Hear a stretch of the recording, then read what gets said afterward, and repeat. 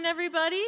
I'm going to vamp a little bit as folks make their way from the networking break to our room. Please, if you can, if possible, find a seat at a table with paper and pens in the middle. If you cannot find a seat at one of those tables, we've got plenty more tables, papers, and pens. As soon as I'm off the stage, I will populate you with more materials, so fear not. Welcome to the first session at Summit. Who's excited?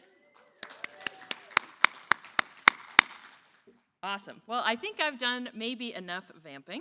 My name is Nia D'Amelio. I am the communications coordinator at ReFed, and I am so thrilled to see so many folks in the room for this session, the Equitable Harvest.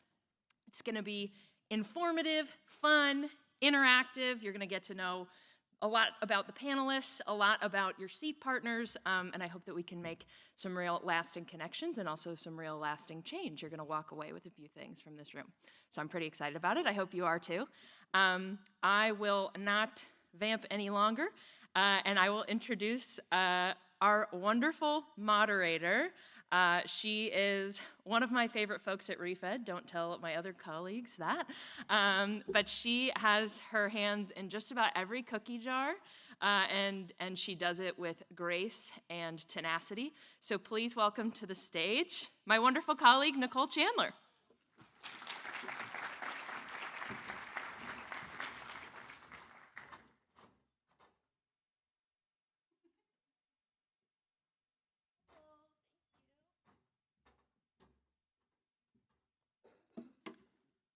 All right, welcome everyone. I'm Nicole Chandler, as Nia mentioned. I'm the Director of People and Culture here at ReFed. I've been with ReFed for just over a year now. I'm originally from New England, but I currently reside in Snellville, Georgia, just outside of Atlanta with my husband, my 4-year-old son who just turned 4 last week, and our little poodle. And I'm thrilled to kick off this important conversation with all of you on food waste, environmental justice, and equity. At ReFed, our mission is to end food loss and waste by advancing data-driven, impact-focused solutions, but we know that food waste is not just a technical issue, it's systemic and intersectional.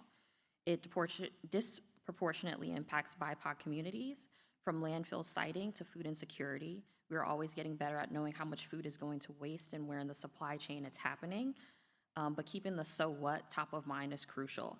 That's how we create a food system that works for everyone. And today's panel will explore how food waste intersects with race equity and power, and how community-led solutions can help us build a more just, sustainable food future. So I'd like to welcome my panel to the stage. We have Amina Robinson, April Love, and Akif Khan. They're gonna come up here and hang out with me.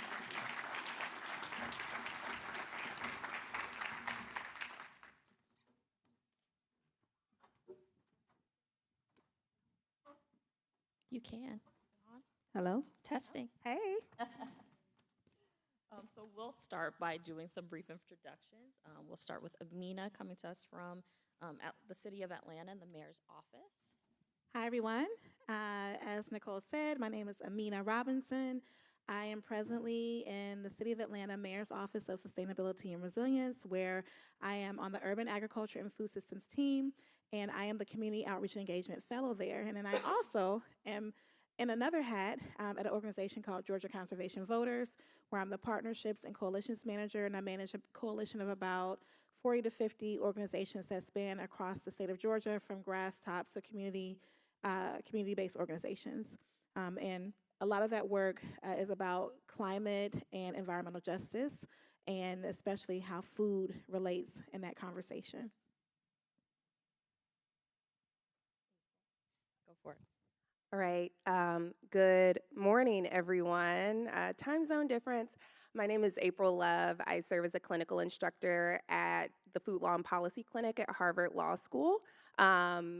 My portfolio includes food waste on the federal level, and I also do a lot of our food access work through looking at federal nutrition programs like SNAP and WIC, and various things that go on within that outside of what we're typically seeing on the news.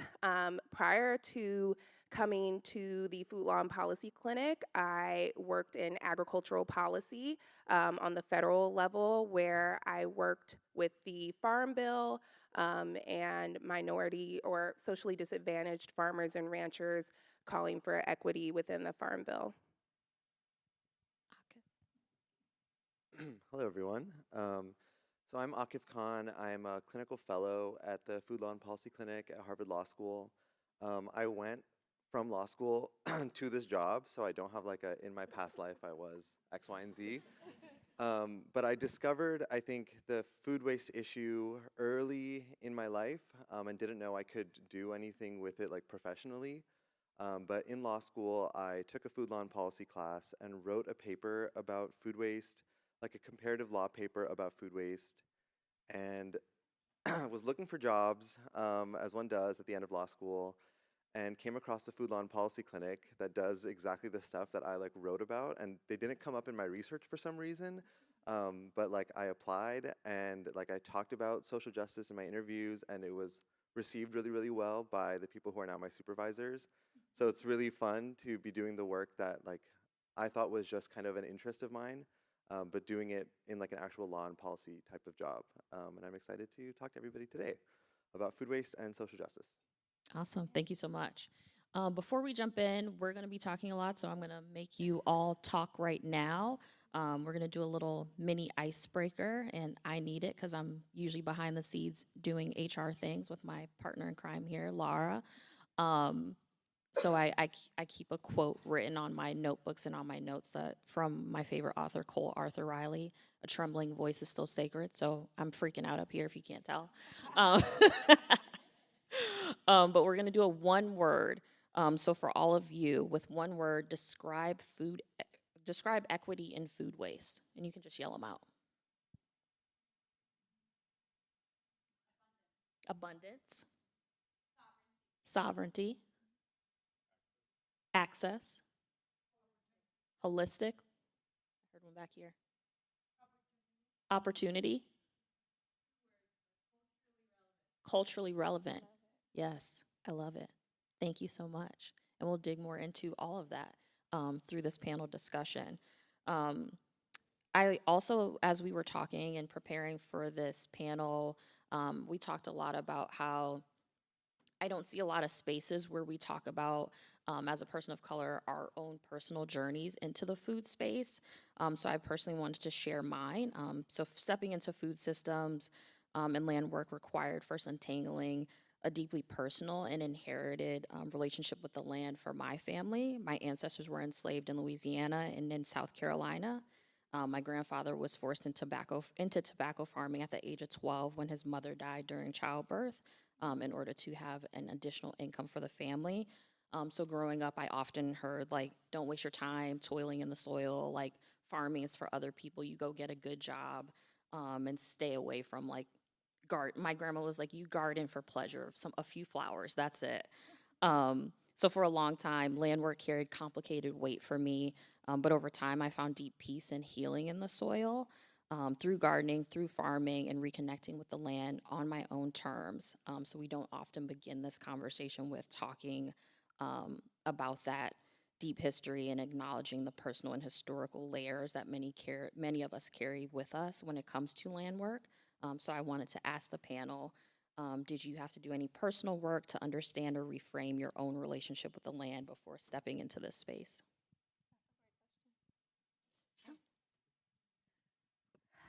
So that's a wonderful question because land, uh, you know, we're so connected to the land. I'll say that. You know, the minerals that you find in the body naturally are often found in land that's not depleted. So we are definitely a part of the land. For me, I am very familiar with those narratives that you spoke of, Nicole.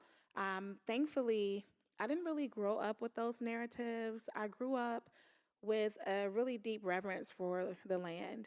I know that I have ancestors that were enslaved and that, you know, grew on the land involuntarily, forcibly.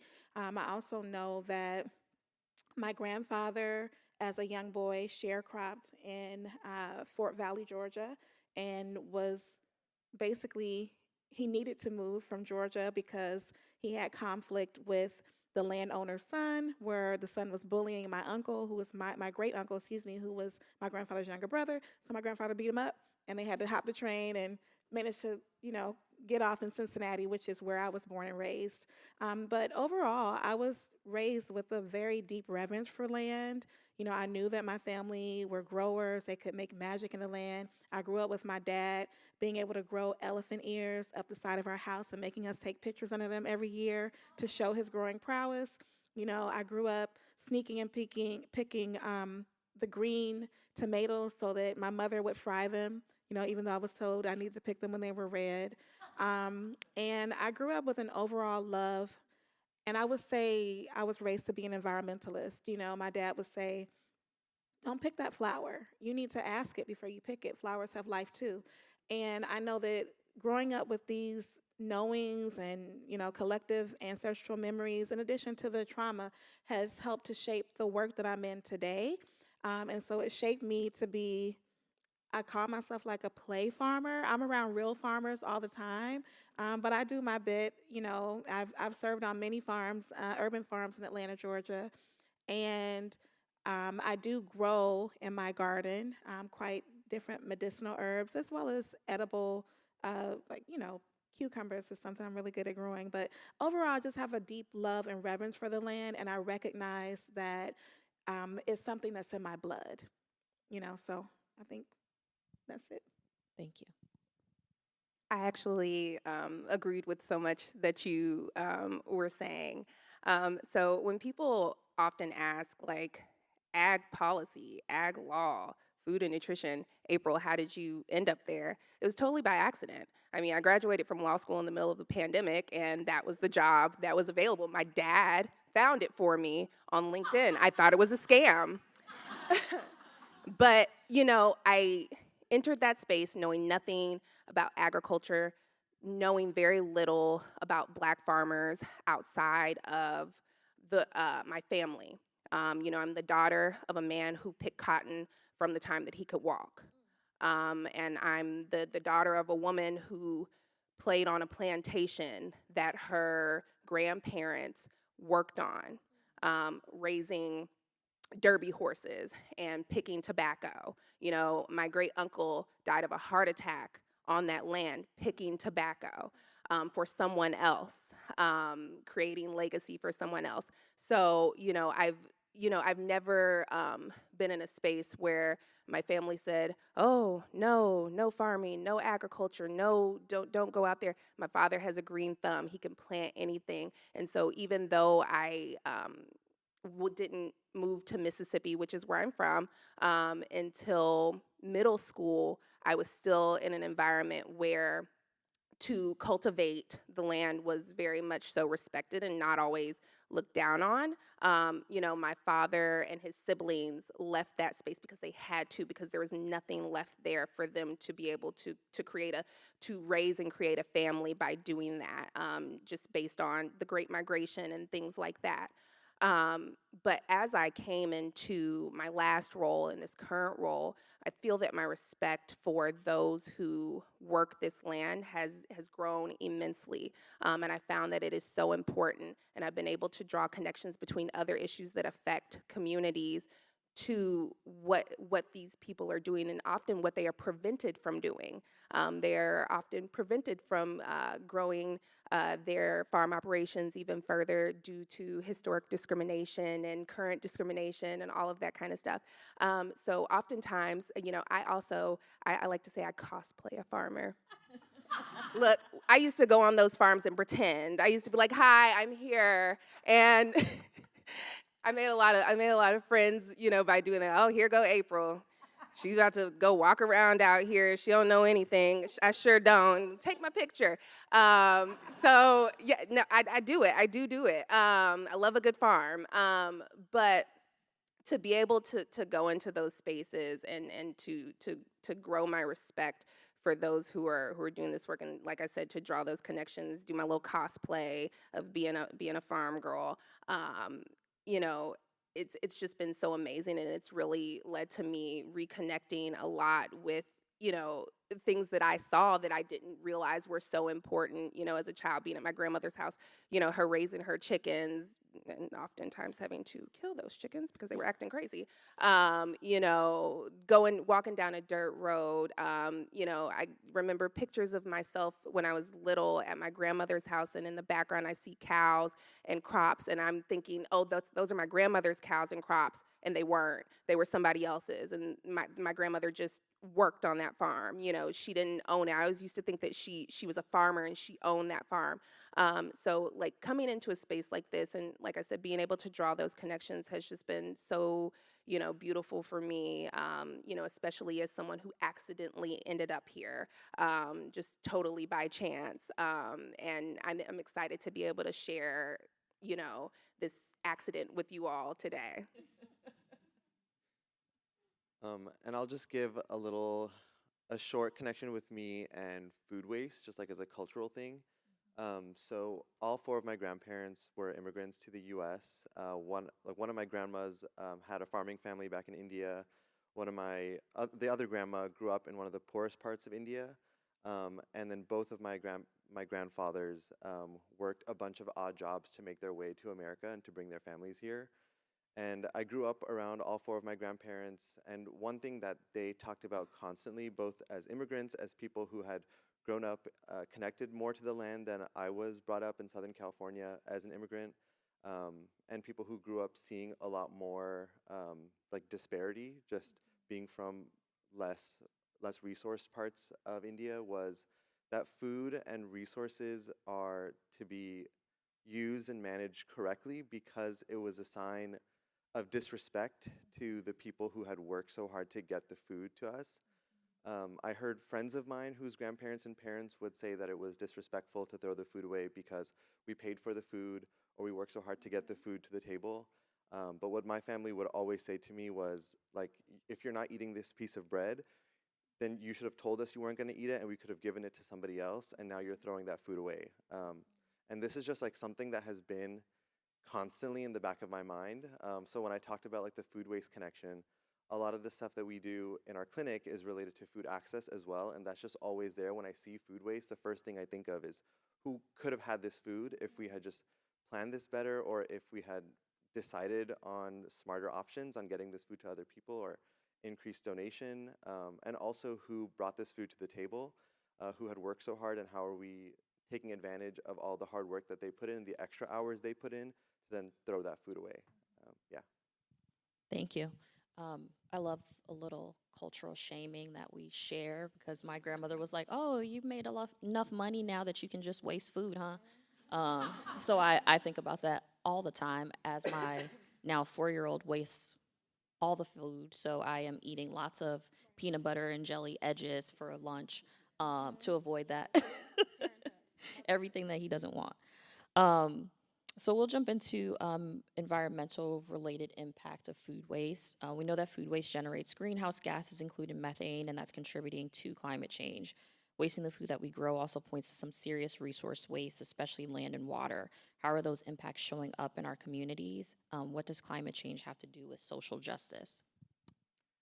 Yeah, so I'll give you all a bunch of numbers and statistics to help kind of frame this conversation. So if you forget them, they're all online. I can give you my sources. So first on the emissions part, food waste in the US releases 230 million metric tons of CO2 equivalences every single year. That's equivalent to 60 coal-fire power plants if they were just running consistently throughout the year, and that's every single year. That also, food waste in the US is the single biggest emitter of methane in US landfills. And so tackling food waste brings methane down like in a really big way.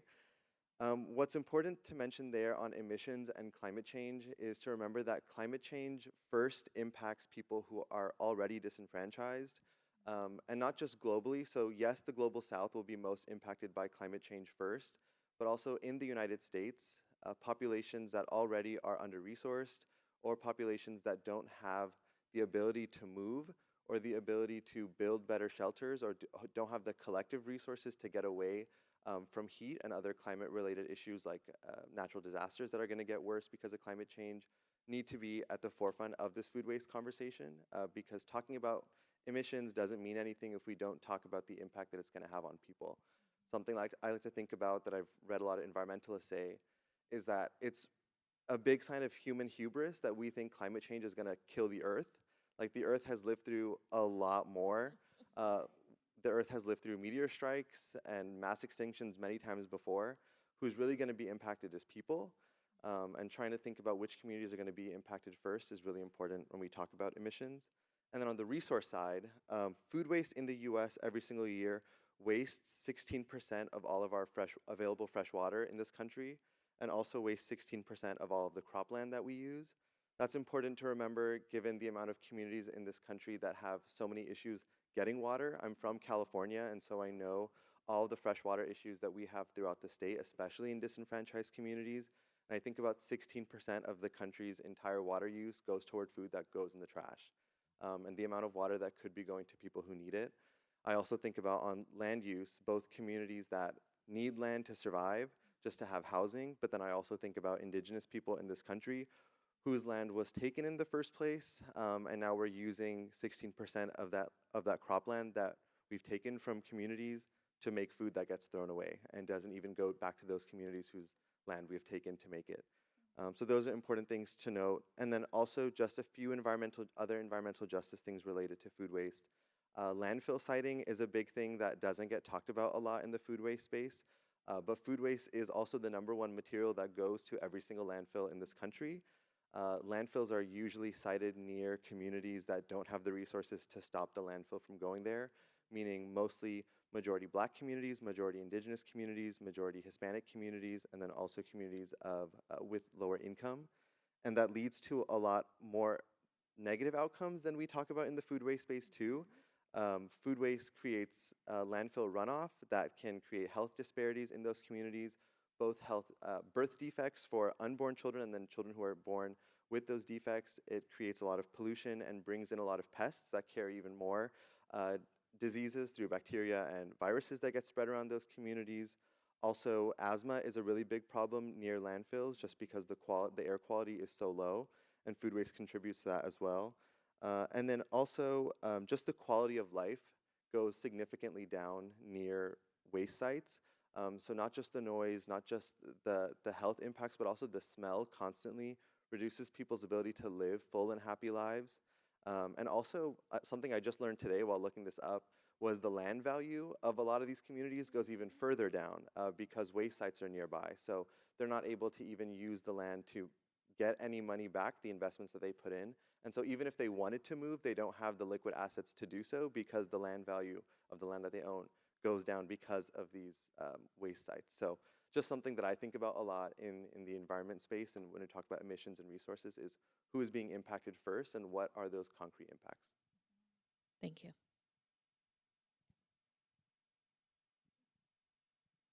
Oh, I said it. Okay. Yeah, I was just talking to them earlier about Harriet Washington's book, A Terrible Thing to Waste. I saw an interview that she did where her book explores the cognitive damage caused by environmental racism in the United States. And one example, the great example that she gave in an interview was the lead paint issue. So the lead paint epidemic, it was impacting Black and all communities. White people were able to move into suburbs due to redlining. Black and brown people were not able to move, and segregation were not able to move out of their lead paint homes into other areas.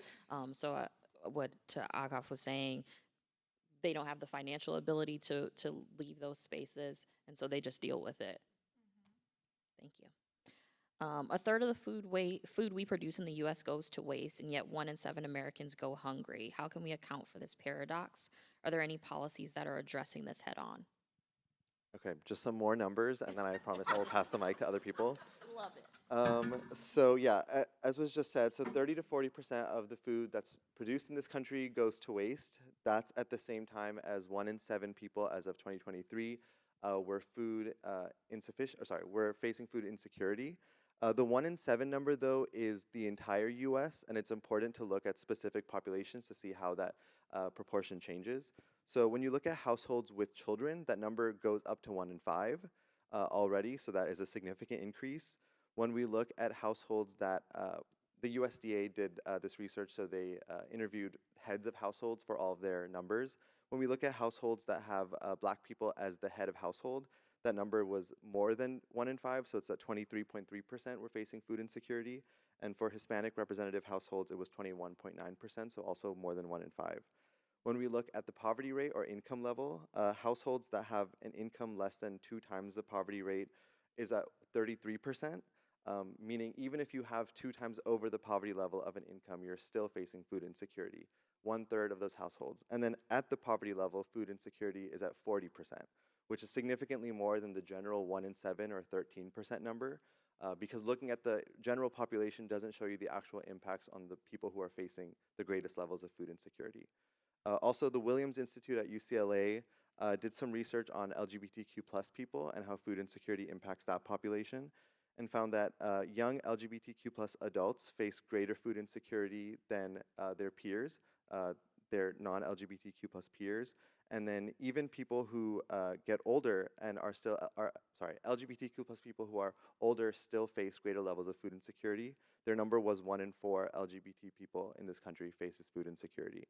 And then just one last note on these numbers is that every statistic is always going to be intersectional. Looking at the general population doesn't provide as much information as looking at these individual populations, but looking at people of color who identify as LGBTQ plus brings that number up even higher. Looking at people of color who have children brings that number up even higher. And every time we look at one statistic, it doesn't show you the whole picture. You have to look at how the intersections impact the food insecurity rates. And then just to note that American families, I think this was just mentioned in the introductory session, but American families now spend about $3,000 on food that goes to waste. But that number by EPA is a general US number and not an indicator of how it impacts specific populations. The EPA did note that households with children likely spend more than $3,000, but they didn't have the resources to finish that research. And then also just, we did a project with ReFed and the Johns Hopkins School of Public Health on date labels, consumer perceptions of date labels. And one important thing that we found is that Black respondents, Hispanic respondents, and respondents who have lower income levels or lower education levels were wasting food because of date labels at a significantly higher amount, just because they might not have had access to information about what to actually do with the food products. We weren't able to measure the monetary impact there, but we do know that misinformation in the food space or not clear information in the food space is also leading to a lot of more disenfranchised populations losing a lot more money and resources on food that is wasted. I'm done with the numbers now. Thank you. I'll briefly add, so a lot of, as I mentioned earlier, a lot of the work that I do with food access deals with nutrition programs. Specifically last semester, I did a lot of work with WIC, looking at vendors and barriers to participating in the WIC program. So there's two parts to this that I think are really significant. One thing that Akif said that stood out to me is that it doesn't matter what your income level is, food waste is still occurring significantly. And so I think like when you're looking at a program like WIC where like food packages are very mandated, you know, there are only certain things that you can get. There are certain things that vendors have to carry. There are two parts to this. Number one is the food waste that occurs when people are not purchasing items in stores. And so like a good example when we were doing interviews was baby food jars versus baby food pouches. Parents are on the go now. They want pouches. They don't want jars. The jars go to waste. Also in food packages, depending on the state, you'll see, for example, a lot of dairy products. Dairy products go bad very quickly. They don't have a long, life.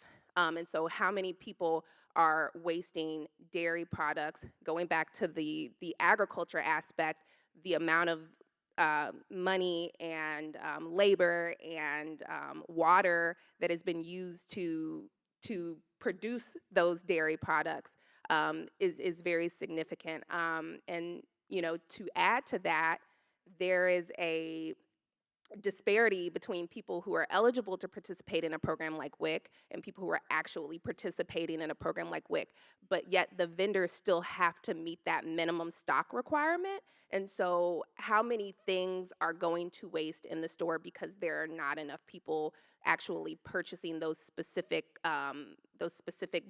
brands or those specific ounces that are required by those food packages that are just super duper strict. So I just kind of wanted to add, to that, because our nutrition programs are very significant for people who are having issues with food insecurity and food access. And as amazing as they are, they can also, if our legislators and lawmakers are not educated on food waste, can lead to food waste.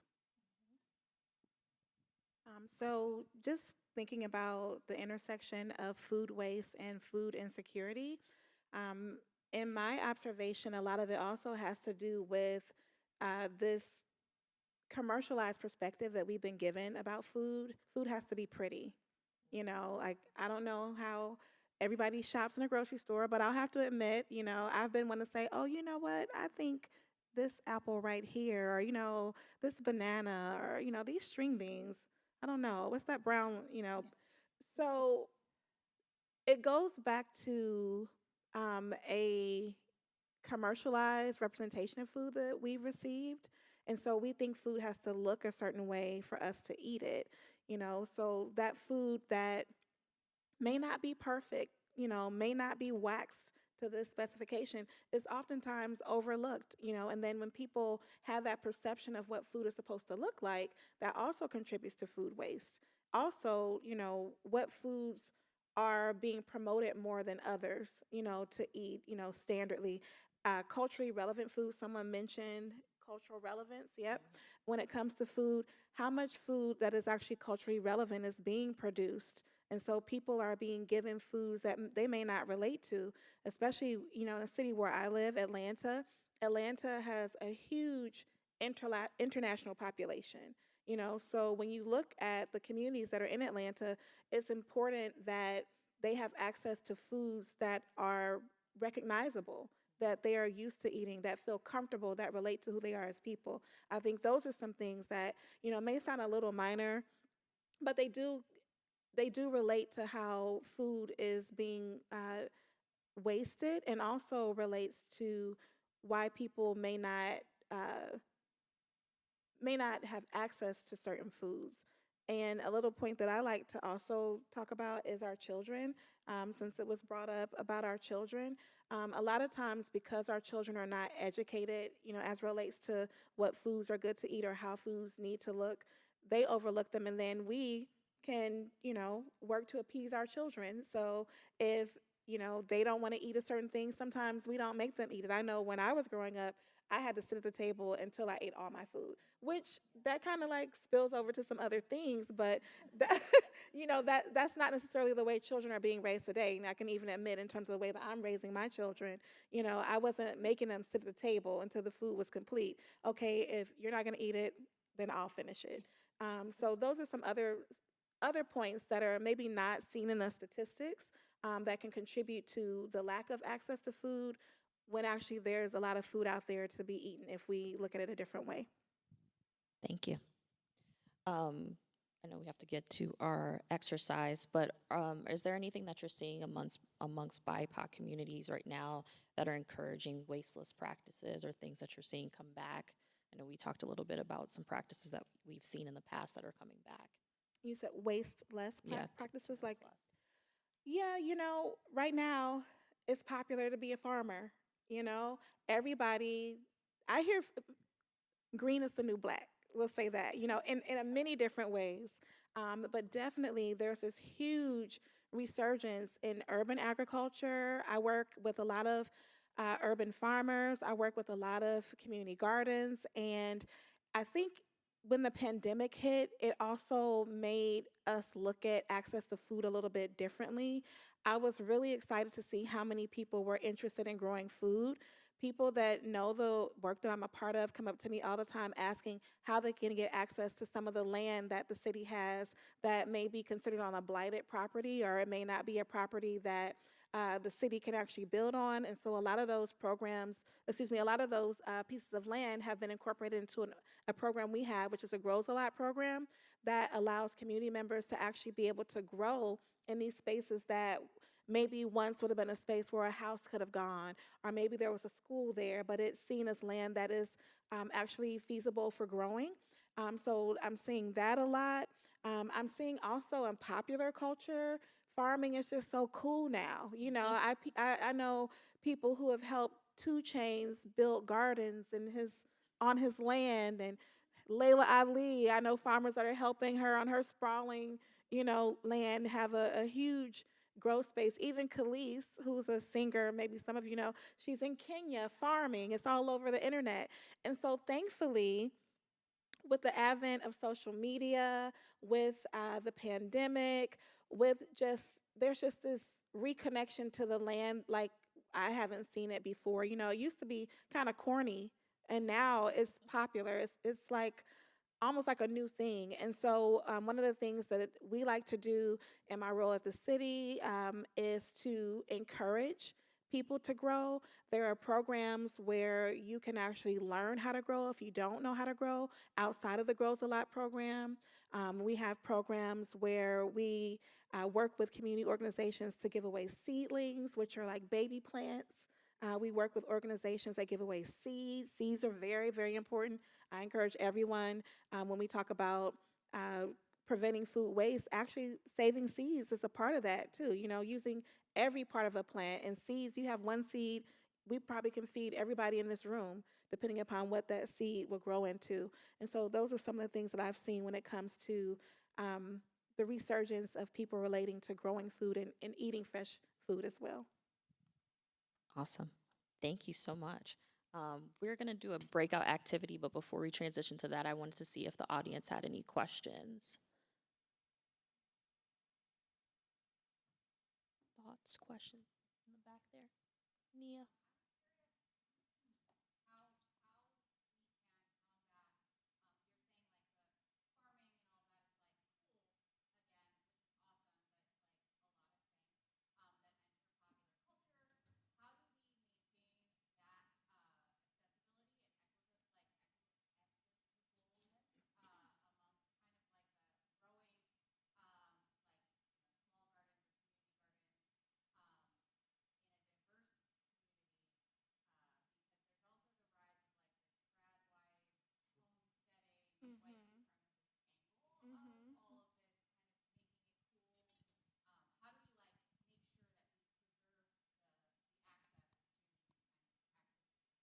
So I know, oh, this is a louder mic. I think I could just hold it down here. No, I'll give it back. That's a great question. So some of the work that we've done in the office that I'm in, we had access to, or we were awarded, I should say, American Rescue Plan Act funds. And, you know, that was a huge award that was given during the pandemic, predating my time at the city, but actually funding the fellowship that I've been on at the city. And one of the things that we have done to creatively use those funds is we've directed them to community to make sure that those in community who may not normally have access to certain resources, who may not have access to land to become a homesteader, you know, may not have access to the funding, may not have access to the information that that's even a possibility. We purposely made sure that we worked with organizations who are in community that are underserved and under-resourced to get those funds to them to be able to do things like have garden beds, to work with urban farmers who may not have access to some of that grant funding that was out there that's now dried up or just disappeared. You know, purposely targeting organizations that are in community, doing food rescue, doing farm to resident type of things where people may not even know that a farm is in their community or nearby. And so I think that if we continue those models of being aware of who's in our environment and taking the extra step to one, educate before we build infrastructure, then we'll be able to deal with a situation like that or situations like that. because it's going to happen, and also with that, I get your point about like the commercialization of a thing and how that, it's not always good. So with all things, we eat the meat and spit out the bones. Now that we have people's attention, we can then build in programs, and it doesn't have to be this huge, large scale program. We can build in programs that teach our children, what it feels like in their schools to grow cherry tomatoes. And then they take those cherry tomatoes to their grandmother that they live with, to their aunt, uncle, mother, father, and then they become the influencer or advocate in their family to help people to begin to transform their behaviors and eat differently and grow their own food. Oh, for what? Oh, well, okay. So I wasn't even going to bring that up. So I think that a big part of what has been discussed is also, you mentioned one part of education, but also educating people who are already out there doing this work. So for example, with urban farmers, a lot of urban farmers don't know that they're urban farmers. They think they're just doing a little garden. They don't know that they need a farm number, and that leads to these USDA programs that they can participate in. They don't know that, for example, if they're doing this farming and then they have, for example, a high enough taxable income, they can qualify for things like tax deductions, which we're doing a lot of research on to turn that into a tax credit so it can benefit smaller businesses and smaller farmers. But a lot of people are not super knowledgeable about the things that are out there. I've had a lot of conversations at conferences, minority farmer conferences, where people were invited by somebody and they just showed up to see how they can turn their community garden into a farm. And I'm like, that is a farm. That is a farm. And so the thing about certain communities, especially with this trad wife, homesteader, I'm on TikTok, y'all. Every night, I fell asleep last night scrolling. There's a different level of information, and there is there's a level of generational wealth where they have no need for the farm number. But unfortunately, because of historical discrimination, a lot of people, especially those who are beginning to revisit the legacy of farming in their communities as they know them now, for example, urban farmers, that led from the Great Migration. There's a level of education that is needed because unfortunately those farmers, and they are farmers, they need those resources where, those people we see on TikTok, those people we see on Instagram Reels, I better not see any of you guys on Instagram Reels, they don't need the same level of education and support in building their farm operations. And since we were speaking on urban agriculture, it's so important. We were talking earlier about just how an urban farm can really impact a community. It increases pollinators, which helps with the environment.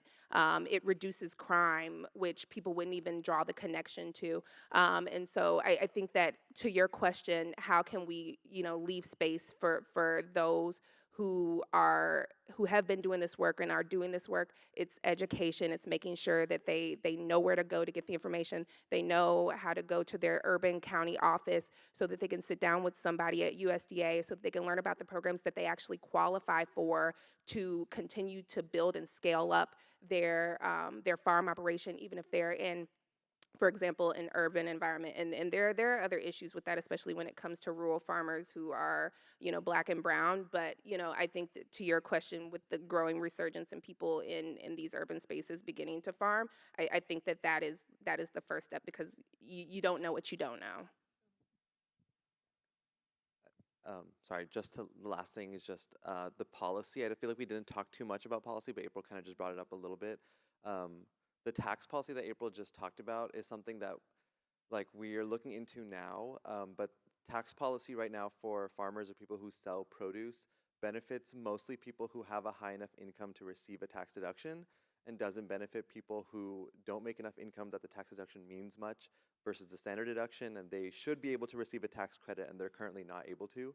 And so these things that seem like really boring and monetary and don't seem like they impact communities like this could have huge impacts if every single person working in in an urban farm or working with an urban agriculture in a community farm is able to receive a tax credit, the monetary incentive is there, and they might be able to make more money off of it and make it a living instead of having to find time outside of their day job to farm.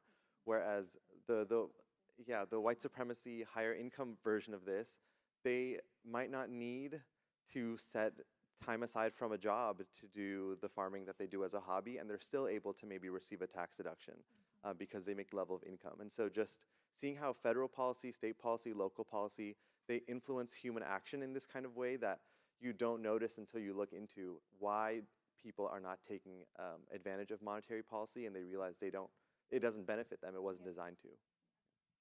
That's perfect. You like almost teed up our next exercise just perfectly.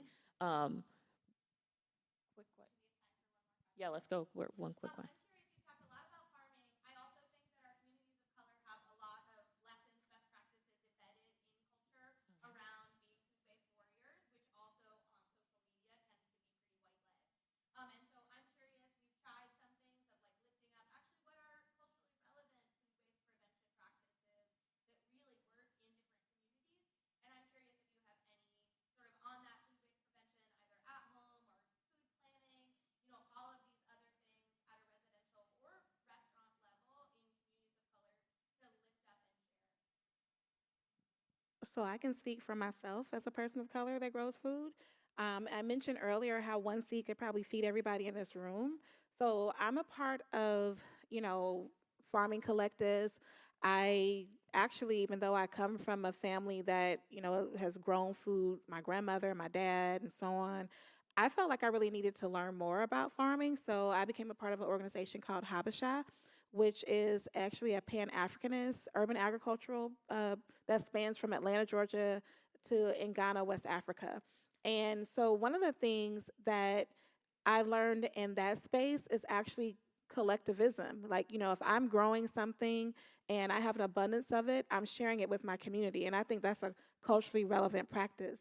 That's something that I feel has been embedded in me from how I was raised. And so even in my own personal growth spaces, when I'm growing and I have an overabundance of tomatoes or cucumbers that I mentioned I'm really good at growing, I'm sharing it with my neighbors. I'm sharing it with my friends. I'm on Instagram, like, hey, y'all, look what I grew. I have all these collard greens. Who wants some? Yes, and I'm coming to your house and dropping off, and you better eat them. These are ways that, I saw. I would go to my grandmother's house. She had a pear tree. We were all taking brown paper bags full of pears from my grandmother's house when I was growing up.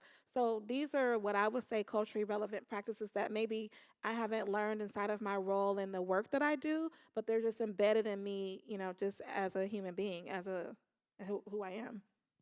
Perfect. And on that note, my great grandmother had a pecan tree and a fig tree in her backyard, and whenever everything was in season, my grandmother would get a box from her neighbors and would like, this is some canned fig preserves from your mom's tree. Here's a box full of pecans for your pecan pie. Have at it. So even across from Louisiana to Massachusetts, they were shipping and still sharing their overabundance. So. And just one last thing on that note, I think in light of a lot of the things that we're facing today, which we don't have to name, there's a lot of uncertainty in the air. But I think that if we rely on these sorts of practices to remember that we are abundant. I know when I went to Whole Foods, they had a little digital sign saying we're having some, challenges getting products here. But if we go back to these processes of sharing, these practices that are embedded in us, no matter, I think they're embedded in a lot of people. If we go back or if we take up those practices, we will remember that we're abundant because I'm connected to people that grow food. When the pandemic hit, I still ate very well and I had enough to share. Perfect. Thank you so much. And we're just scratching the surface with this conversation, so we could go on and on. We're gonna break out and do a quick little exercise. Nia's gonna give you all one of these large sheets of paper.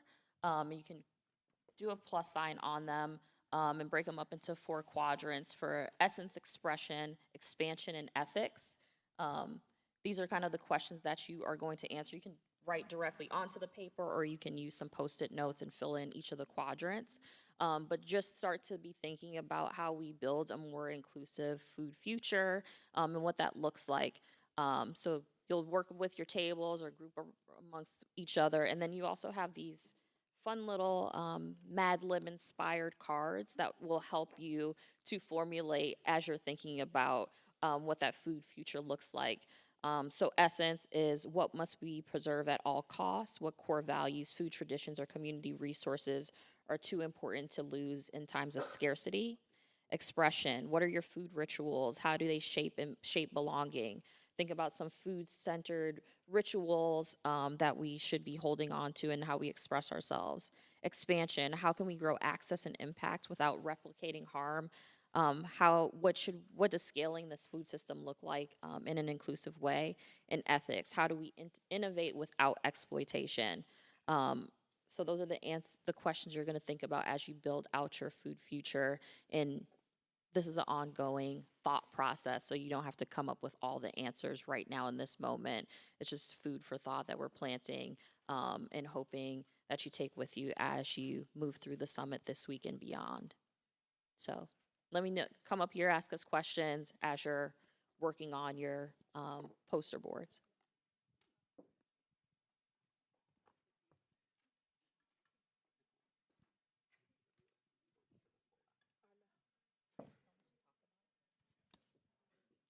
She kept coming over here.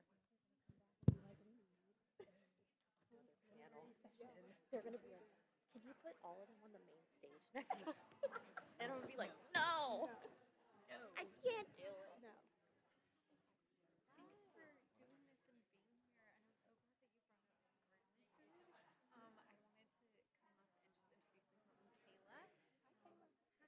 And I run a nonprofit in Denver, and we're expanding nationally, and we're trying to get gardeners to donate their surplus, but beyond friends and neighbors, to local food pantries that are already reaching the people who need it most in these communities. And so I just wanted to like plant the seed that we are expanding across the U.S.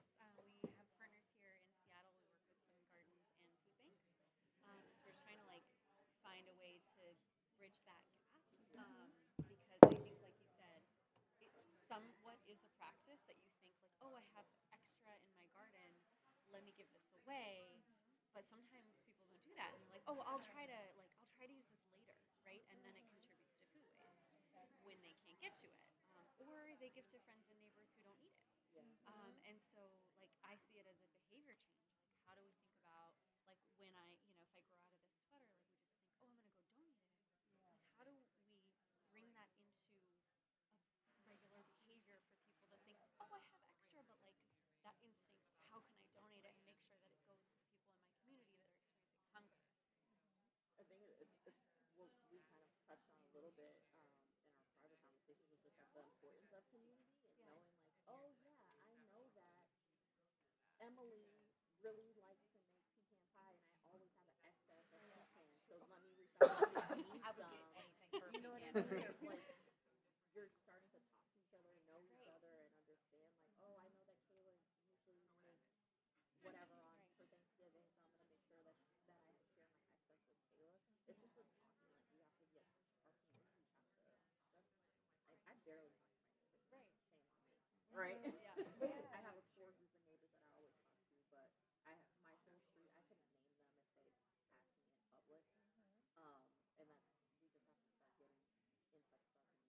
Social media is Also resources. Yeah. Yes. Resources. So we were talking earlier about how difficult it can be for a grower to be able to actually transport their items safely, even though there's laws that would protect them, to be able to transport, those items and how expensive that would be, to have a refrigerated truck that would be able to like get it to where it needs to be, like let's say you live in a more affluent community and that's where your garden is. Well, you may not be taking your food there. You may be taking it across town, and it needs to be even though there are protections, like people don't want to harm people either way it goes, and so they might be hesitant to do that.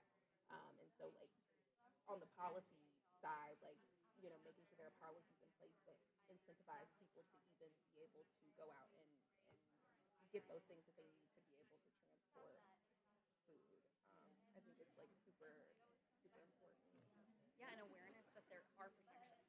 We Yes. get the question a lot of like, but what if something happens if someone gets sick at food? I'm like, no, I promise it's There's a good. good Samaritan But like, law. I used to run a food pantry years ago, and a gardener came to me and asked that question. I didn't know the answer. I turned them away.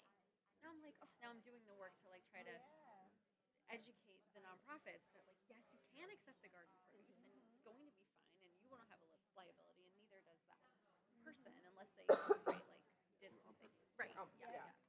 I love that model. Anyway, well, thank you all. Fresh Food Connect, yeah. So we're trying to build out our network of the nonprofits that are doing the on the ground distribution across the country. So if you hear of anyone, that might be a good fit. They're probably all here. I know they're like in this room. Like just mention like Fresh Food Connect. Go steal a microphone in the biggest section and be like, hey, who's right? Don't do that. And if you haven't already, look into the Zero Food Waste Coalition. So April and I are both co-chairs in the coalition. It's ReFed, NRDC, Zero Wildlife Food Waste Fund, Coalition. the FLPC. Yeah. We should be there. Yes. When Yes. I We have connect to you, tabling I can also on the third floor. Okay. Yeah. I'll ReFed is a come part and of- I'll find you all and get on whatever list. Yeah. Law and also like in community building, and that's like I'm good at maintaining community. I'm not good at doing the outreach part. I'm awkward and whatever. Like it's not.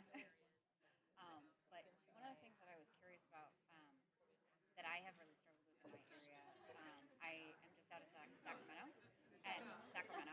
and so like we're the state capital, and then like I'm in a little suburb sort of out of it that is super diverse area that I would say is like gentrifying very aggressively, and so like code in general is something that I keep butting up against when it comes to Just do want to let everybody know in a dulcet tone that it is noon. You are welcome to stay and continue to talk to your table. And it's also lunchtime and will be for the next hour. So stick around for the next couple minutes and then be well.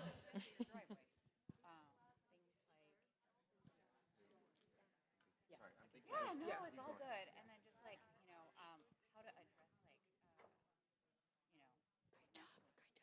racist code, like code that keeps people from being able to grow food or start community gardens. There's just no, they're out there like measuring the grass with like a stick. Thanks, But Rich. like there's a huge amount of people that there are tools now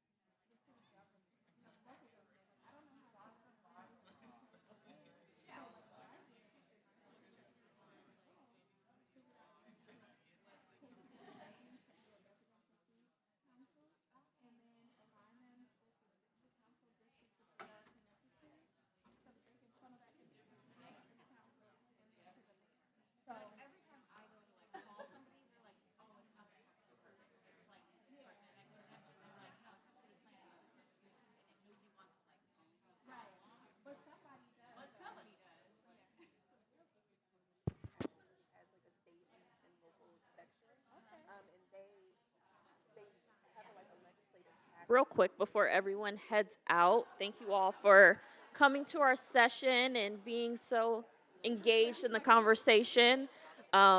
You can, when you're done with your posters, you can put them up on the wall. But also, as you're leaving here, just think about one way that you're going to apply an inclusive lens to your food waste work. But also with the relaunch of the Food Waste Action Network, make sure to share your inclusive food future vision with the FWAN team. I think we have a if you want to go to the next slide, Rich, I think it's the last slide. You can scan the QR code and submit some of your ideas with the FWAN team. No, they didn't put the last slide in? Sorry, there, it'll be around. On the screens, when you see the Food Waste Action Network signs, there's a QR code, and some of these ideas that you generated, you can submit directly with the ReFed team. But we'll also be taking a look at all your posters. But thank you all for coming. If you have any questions, we'll be hanging out in the room. Thank you.